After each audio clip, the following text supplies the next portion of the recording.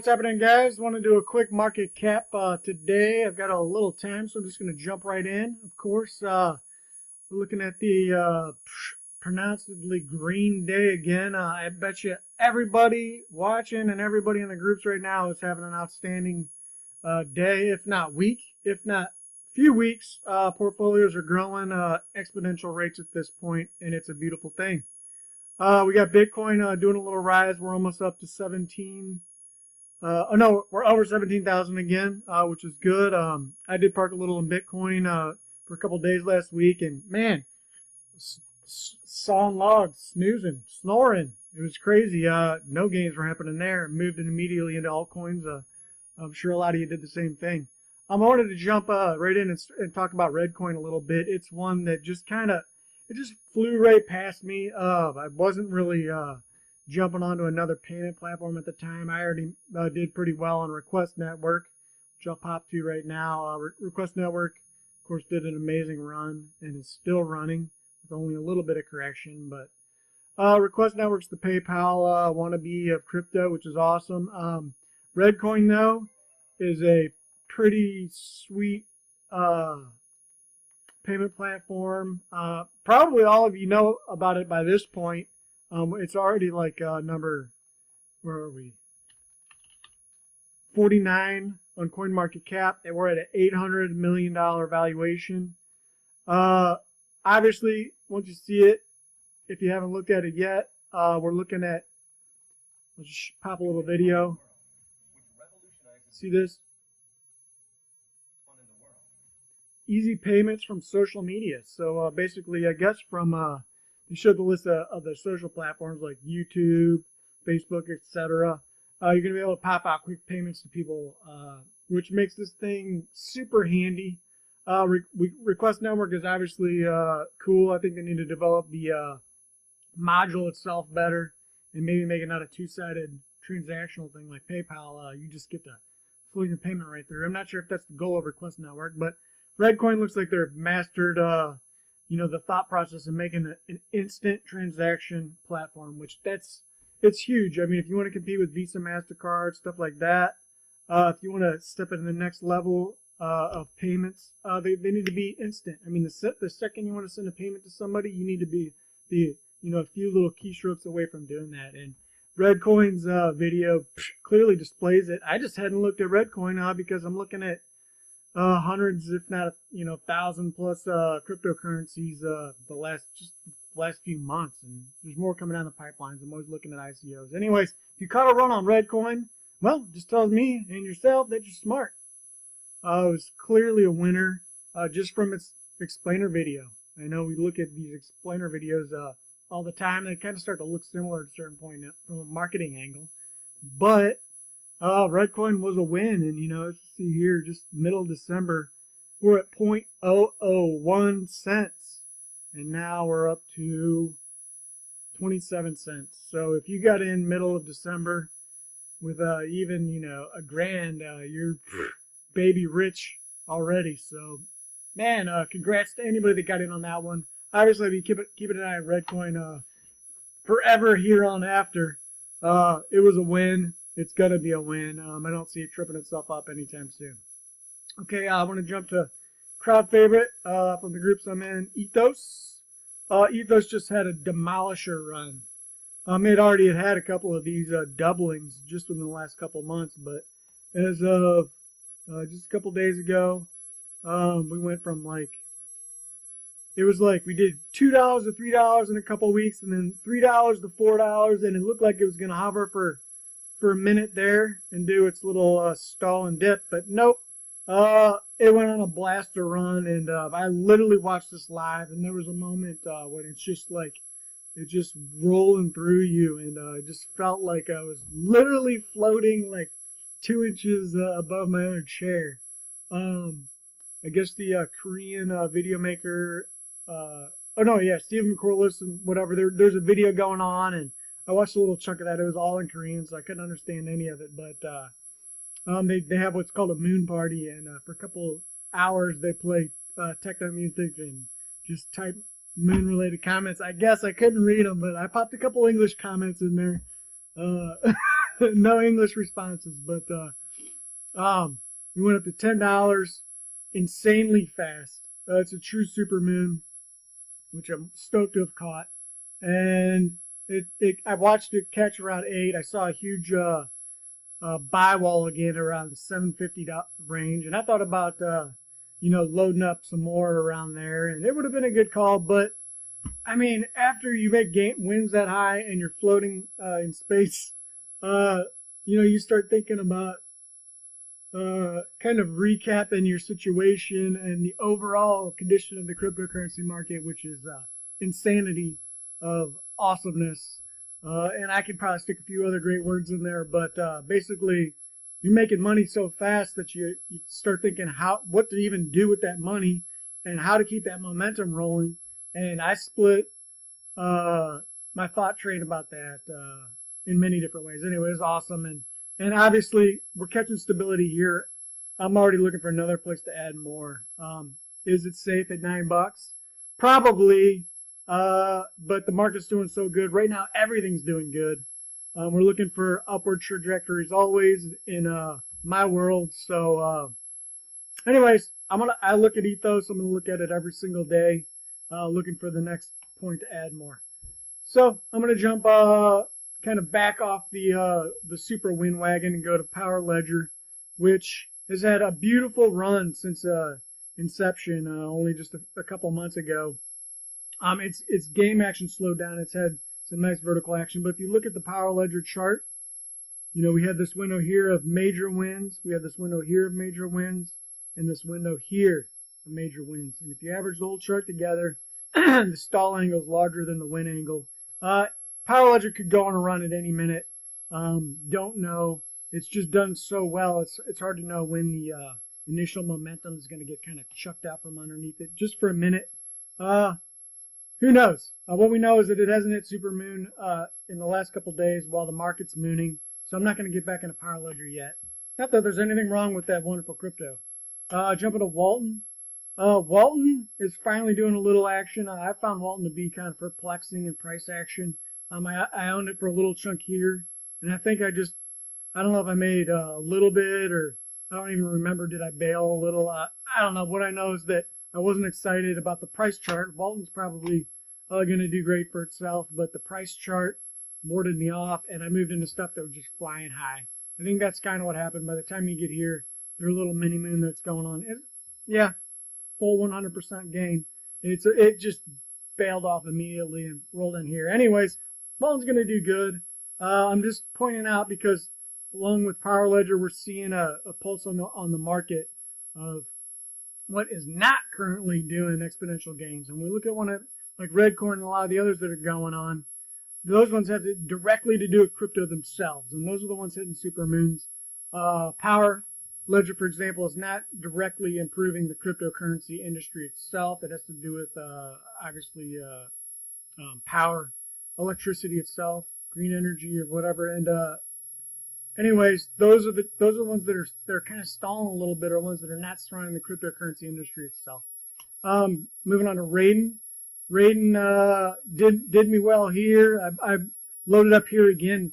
I actually went ahead and tossed a bet on thinking Raiden might have done for itself a very early little supermoon, and it did. And it moved against me. And I know somebody, I forget who it was following some of my calls. We both probably ate some loss on that one, but it happens. And I think I cashed in my little loss on the third installation of my Raiden, and moved it into something. It was right around here, something. It moved into something that moved straight up. So it's almost like it didn't even happen. Anyways, Raiden did a slow move upwards, move down. We're seeing a lot of the Raiden chart showing downward trajectory against the upward.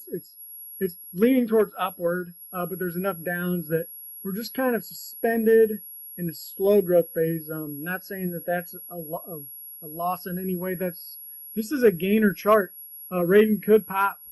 Don't know, but if the market corrects, Raiden will probably correct a little around here and do a little stall period. But I've been waiting for Raiden to shoot off pretty much every day because it's speed in the Ethereum network, which is what we need. Anyways, I'm jumping past those. I want to talk about cyber miles a little bit. somebody, I'm sorry, I forgot. I've got so many names rolling through my head. I forgot who it was, but somebody mentioned it to me just the other day in either one of my posts or one of the group posts. And I hadn't even looked at Cyber Miles, but if you look at Cyber Miles, it has promise. It looks to be. I haven't delved into the actual thing itself, but it looks to be they're dealing with the setting up the fast transaction to make a crypto-based Craigslist. So we're talking about buying and selling things live in person in your neighborhood and in your city using cryptocurrency. And of course, it all boils down to execution, one, and two, market adaptation. And the execution, just in these videos I watched, they've been on the news a little bit.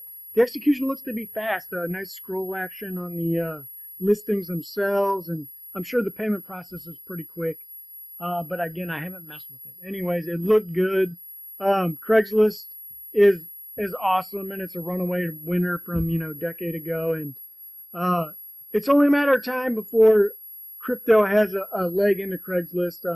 We're either going to be doing possible crypto transactions in Craigslist, but it's going to be too hard to deal with that. I mean, what are you're gonna look up, like, I want to buy this guitar on Craigslist with Litecoin or whatever, and then you got to find somebody who happens to have Litecoin or whatever. It's never going to happen. But with something like Cyber Miles, and I think they call it the 5 Miles app, which is like a Craigslist style app, then I think, I'm not sure if you're using their token, probably are, but you get on that app, you can dump whatever crypto you want into maybe the Cyber Miles token, and then do an easy crypto transaction.